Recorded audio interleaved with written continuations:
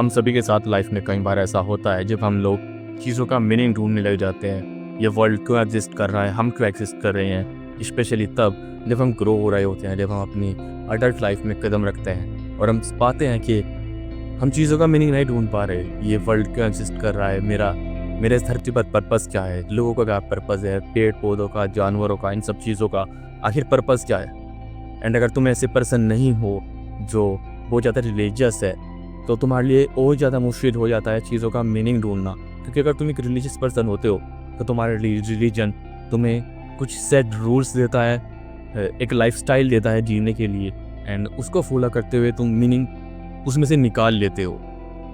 लेकिन अगर तुम एक बहुत ज़्यादा रिलीजियस पर्सन नहीं हो, तुम किसी रिलीजन को लेट्स से नहीं मानते, तो तुम्हारे लिए बहुत मुश्किल है किसी भी चीज़ का मीनिंग ढूंढना।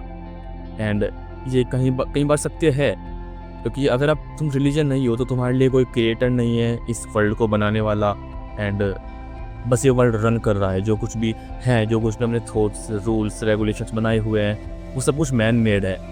एंड मैन मेड चीज़ों का होना, हर जगह अप्लाई होना, एब्सोल्यूट होना, it is also a meaningless thing. So जब तुम एक ऐसे स्टेज पर पहुंच जाते हो जहाँ पर सब कुछ तुम्हारे लिए मीनिंगलेस हो जाता है, पर्पसलेस हो जाता है, तुम पहुंच जाते हो नाइलिज्म में, एक ऐसा कॉन्सेप्ट जिसके according everything is meaningless. And ये कई बार ट्रू भी हो सकता है, क्योंकि ये जो बातें बोल रहा हूँ ये वो बंदा अच्छे से समझ सकता है जो इस स्पेस में अभी है। और it's not a bad thing, nihilism में होना या नाइलिस्टिक सोच रखना is not a bad thing, क्योंकि तुम चीज़ों को बहुत ज़्यादा प्रैक्टिकली देखते हो। एंड तुम्हें पता है, एक्चुअली तुम्हें पता है कि मीनिंग ढूंढना भी मीनिंगलेस है। ये मोबाइल का क्या मीनिंग है, ये मे बी एक रिलीजियस पर्सन या कोई दूसरा पर्सन किसी कोई और आइडियोलॉजी है वो इससे कोई मीनिंग निकाल लेगा।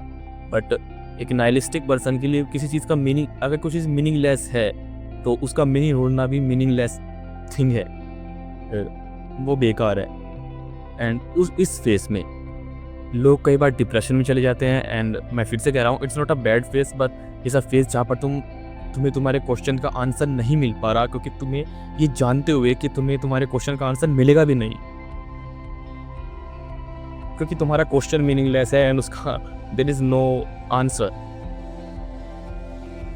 लेकिन इस फेस की एक पावर है जो हर इंसान नहीं समझ सकता। अगर तुम अभी नाइलिस्टिक सोच रख रहे हो, तुम अभी सब कुछ मीनिंगलेस है, एंड लोग ऐसे पॉइंट पर ही पहुंच जाते हैं जहाँ पर वो अपनी लाइफ को एंड करने के बारे में सोचने लगते हैं, नॉट बिकॉज उनके साथ कुछ बुरा हो रहा है, बट क्योंकि वो कुछ पर्पस नहीं ढूंढ पा रहे अपने लिए, अपनी लाइफ के लिए, एंड सब कुछ उन्हें पर्पसलेस दिखाई दे रहा है। But it's a super power. अगर तुम इस बात को समझ लेते हो तो तुम अपनी लाइफ को एक हैप्पी टर्न दे सकते हो। तुम सोचो कि if something bad happen to you, तुम्हें पता है कि वो चीज़ मीनिंगलेस है। आई एम नॉट सेइंग कि तुम हर चीज़ को मीनिंगलेस मानकर बस छोड़ दो, बट आई एम सेइंग कि जो आसपास की तुम्हारी दुनिया है, तुम्हारे दोस्त है, तुम्हारी फैमिली है, वो उस लेवल पर नहीं सोच रहे। अगर कोई चीज़ हो रही है तो उसको बहुत ज़्यादा डीप में सोचने लगते हैं। तुम समझ रहे होगे मैं क्या बात कह रहा हूँ, कि ऐसा हो गया, वैसा हो गया, क्यों हो गया। बट तुम्हारे लिए वो चीज़ इतना मायने नहीं रखती। तुम्हारे लिए छोटी छोटी चीज़ें जो गलत हो रही हैं वो तुम्हारे लिए मायने नहीं रखती। एंड इस तरीके से जब तुम्हारे लिए कोई चीज़ मायने नहीं रखती, तुम उन चीज़ों को इग्नोर करके आगे बढ़ सकते हो, ये जानते हुए कि लोगों के थॉट्स का भी तुम्हारे ऊपर असर नहीं पड़ने वाला। किसी ने तुम्हें कुछ बुरा कह दिया, तुम सेम रहोगे। तुम्हें पता है यार ये बंदे ने मेरे को बुरा कह दिया, इसका कोई मीनिंग नहीं है। एट द एंड इसको भी मरना है और मुझे भी मरना है। तो उन चीज़ों को मीनिंग नहीं रह जाता तुम्हारे लिए तुम एक बहुत रिजिड इंसान बन जाते हो। रिजिड तुम हार्ट से नहीं बनते, बट तुम समझ रहे हो, तुम मेंटली बहुत ज़्यादा रिजिड बन जाते हो, जहाँ पर लोगों की सोच का, लोगों की बातों का तुम्हारे ऊपर कोई असर नहीं होता। And trust me, it's a super power. और मेरी बातों को मुझे पता है सिर्फ वही बंदा समझ रहा होगा जो अभी इस फेस से गुजर रहा है। सो प्लीज़, अगर तुम्हें लग रहा है कि ये फेस कभी ऐड नहीं होगा या मैं मीनिंग नहीं ढूंढ पा रहा हूँ, तो नो प्रॉब्लम, जस्ट मेक इसको अपने फ़ायदे के लिए इस्तेमाल करो, एंड यू विल सी कि तुम ग्रो कर रहे हो। आई नो एट दैट तुम्हारे लिए ये भी मीनिंगलेस है कि क्यों मैं इतनी मेहनत करूँ, क्यों मैं ग्रो करूँ, जब लाइफ का कोई पर्पस ही नहीं है, कहीं जाना ही नहीं है, कहीं आना ही नहीं है। But it's it's nature. तुम नेचर को तो मानते हो ना, कि तुम इस नेचर में आए हो, एंड नाउ जब तुम आ चुके हो, इट्स योर चॉइस कि तुम्हें आगे जाना है या यहीं पर रह जाना है। तुम नेचर का एक पार्ट हो and it depends on you. तुम नेचर का एक पार्ट हो एंड तुम नेचर का कॉन्शियस पार्ट हो।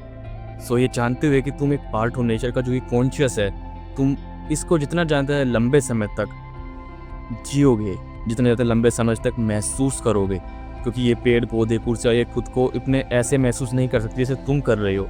ये भी नेचर का पार्ट है, but they are not conscious. और तुम कॉन्शियस बीइंग हो, तुम एक कॉन्शियस पार्ट हो नेचर का। एंड जितने लंबे समय तक तुम कॉन्शियस रह सकते हो, तुम्हें रहना चाहिए, क्योंकि नेचर के हर पार्ट को ये मौका नहीं मिलता।